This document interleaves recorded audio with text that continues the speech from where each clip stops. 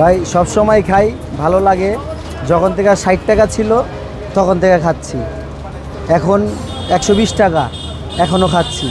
ভালো না হইলে তো আর খাবো না। ভিড় বেশি থাকে তখন 1 ঘন্টা 1.5 ঘন্টাও দাঁড়ায় থাকতে হয়।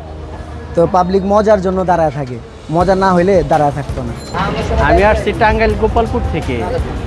আরেকটা কাজ ছিল, ওটা কাজ শেষ করছি আর নিয়ত করছি যেটা খেয়ে যাব। ওই ইউটিউব থেকেই দেখে আসছি, প্রথম দেখি কেমন লাগে, সবার কাছে প্রশংসা শুনছি, এবার নিজে টেস্ট করার জন্য আজকে আসছি। টানা 7ম মতো বেস্ট টিস্যু পেপার ব্র্যান্ড হিসেবে স্বীকৃতি পেয়েছে বসুন্ধরা টিস্যু। ওনাদের যে নামটা দিলবাহার রাজওয়া শরবত, আমি ফার্স্ট খাচ্ছি। খাওয়ার পরিপূর্ণটা খেয়েছি, আমার আর একটা খেতে ইচ্ছে করতেছে, কিন্তু একটু ঠান্ডা তো, আমার ঠান্ডার প্রবলেম আছে, কিন্তু পারতেছি না। আমি আরও একটা খাওয়ার ইচ্ছে করতেছে, ঠান্ডার কারণে আমি পারতেছি না। এতে ভ্যারাইটিস বাদাম থাকে, তারপর দুধ দিয়ে গাঢ় করে সরের মতো যেটা করা হয়, আর একটা ফুচকা টাইপের থাকে, মোটামুটি সব মিক্স করে ভালো।